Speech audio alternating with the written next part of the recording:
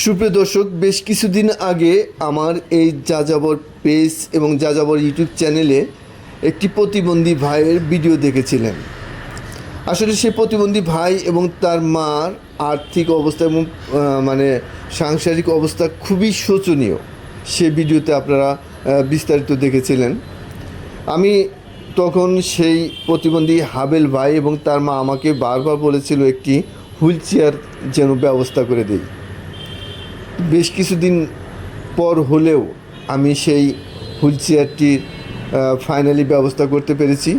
তার জন্য আমার বন্ধু, আমার সংগঠনের সভাপতি অর্থাৎ আমার একতা সাংস্কৃতিক উন্নয়ন সংস্থার সভাপতি, ল্যাব 1 হাসপাতালের ব্যবস্থাপনা পরিচালক আমার বন্ধু আজিম হোসেনকে আমি যখন বলি, তাৎক্ষণিকভাবে সে একটি হুইল চেয়ারের ব্যবস্থা করেন এবং ফাইনালি আজকে সেই হুইল চেয়ারটি আমরা সেই হাবেল ভাই এবং তার মাকে উপহার দিচ্ছি।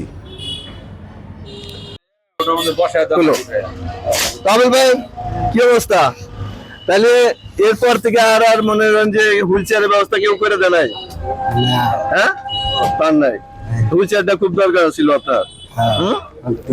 তো এই যে আমাদের যে সংগঠন থেকে আপনার কাছে গিয়েছিলাম, ঠিক আছে, সেই সংগঠনের যে সভাপতি, ওনাকে আমি কালকে বলছি, বলাতে সাথে সাথে উনি আজকে যে নাগপুর আসছে, একটা হুইল চেয়ার আপনার জন্য নিয়ে আসছে। আপনারা দেখতে পাচ্ছেন সেই হাবেল ভাইকে আজকে আমরা নাগরপুর আমাদের যে একতা সাংস্কৃতিক উন্নয়ন সংস্থার অফিস, সেখানে নিয়ে তাকে বসিয়ে তারপর আমরা দিতে চেয়েছিলাম, কিন্তু ওনার যে অবস্থা আপনারা দেখতেই পাচ্ছেন, তাকে আমরা আমাদের অফিস অর্থাৎ দোতলায় সেখানে নিয়ে যাওয়াটা একটু কষ্টসাধ্য, তাই কষ্ট দিতে চাইনি। এখান থেকেই আমরা তাকে হুইল চেয়ারটি দিয়ে দিচ্ছি। আমাদের সংগঠনের সদস্য আলামিন, জাহিদ, সাথে আছে জামিরুল, দেখতে পাচ্ছেন যে হাবেল ভাইকে নিয়ে আসছে এবং সাথে হাবেল ভাইয়ের মাও আছে। আসলে দেখতেই পাচ্ছেন তার জন্য আসলে হুইল চেয়ারটা কতটুকু প্রয়োজন ছিল। তো আমরা আসলে বিশেষ করে আমি আসলে চেষ্টা করে যাচ্ছি এই রকম অসহায় পরিবারের পাশে একটু হলেও দাঁড়ানোর চেষ্টা করে যাচ্ছি। একা কি বসতে পারবেন? হ্যাঁ, দেখি তো হাবিল ভাই একা বসতে পারে কিনা। আয়সা, এই দেখতে পাচ্ছেন আসলে ওনার অবস্থাটা যা, আসলে ওনার জন্য এই হুইল চেয়ারটা আসলে কতটুকু দরকার ছিল সেটা আসলে আপনারা দেখতে পাচ্ছেন। হাবিল ভাই, দেখি হাবিল ভাই, আচ্ছা বুঝতে পারছি, একটু ধরে ধরে ধরে সহযোগিতা করে দিই। হ্যাঁ, একটু ধরে ধরে বসে দিই। হ্যাঁ, আস্তে আস্তে ব্যথা যেন না পায়, ব্যথা যেন না পায়, পাটা ধরে। আচ্ছা আচ্ছা আচ্ছা, বাস। হ্যাঁ হ্যাঁ হ্যাঁ, তাই আমি বলবো আপনাদের আশেপাশে যারা এরকম আছে, পারলে একটু সহযোগিতা করুন। প্রয়োজনে আমাকে জানাতে পারেন, আমরাও আপনার সাথে সেই সহযোগিতায় শরিক হব। আমরা হাবিল ভাইকে ফাইনালি আজকে সেই হুইল চেয়ারটি আমরা হাবিল ভাইকে ফাইনালি দিতে পারলাম। এর জন্য আসলে আমাদের এই সংগঠনের যে সভাপতি, একতা সাংস্কৃতিক উন্নয়ন সংস্থার যে সভাপতি আজিম হোসেন, ল্যাব 1 হাসপাতালের ব্যবস্থাপনা পরিচালক, তাকে আসলে কৃতজ্ঞতা জানাচ্ছি এবং ধন্যবাদ জ্ঞাপন করছি।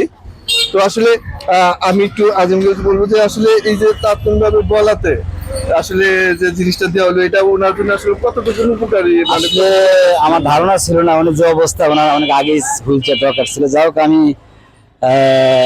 তো তুমি জানানোর পরে আমি আর দেরি করি নাই, কারণ কালকে যাবো, যেহেতু আমি কিনে নিয়েই যাই। যাক, আমার মনে হচ্ছে ওনার আমার এটা দেওয়া সার্থক হয়েছে, কারণ অনেক দেখে ভালো লাগছে। ঠিক আছে, ওনার জন্য কাজে লাগে সেই জিনিসটাই।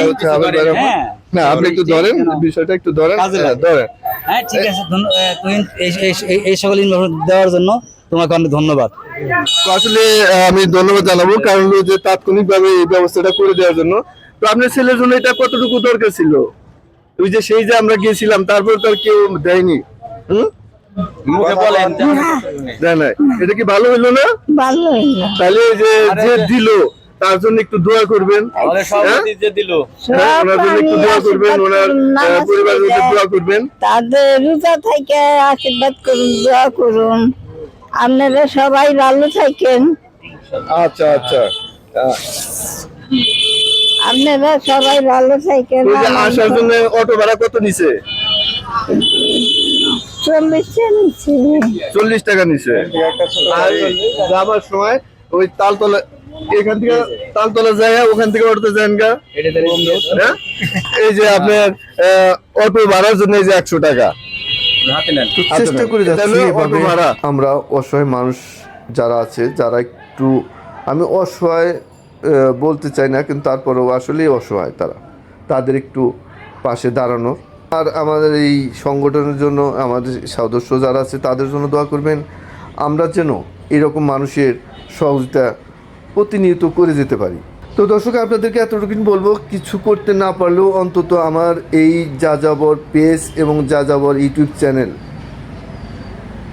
পাশেই থাকুন, সাবস্ক্রাইব করুন এবং এই ভিডিওটি পারলে যদি মনে চায় একটু শেয়ার করুন, যাতে করে আমি আরও ভাই বা এরকম অসহায় পরিবারের জন্য কাজ করার জন্য উৎসাহটা পাই। আপনাদের ভালোবাসা, আপনাদের সহযোগিতা নিয়ে আমি এগিয়ে যেতে চাই। তো আমি আবারও ধন্যবাদ জানাচ্ছি আমার যে সমস্ত বন্ধুবান্ধব আছে যাদের সহযোগিতায় আমি এইরকম কাজগুলি করে যাচ্ছি, এবং যে সমস্ত বন্ধুবান্ধব আমাকে সহযোগিতা করছেন, শুভাকাঙ্ক্ষীরা সহযোগিতা করছেন, তাদের প্রতি কৃতজ্ঞতা প্রকাশ করছি।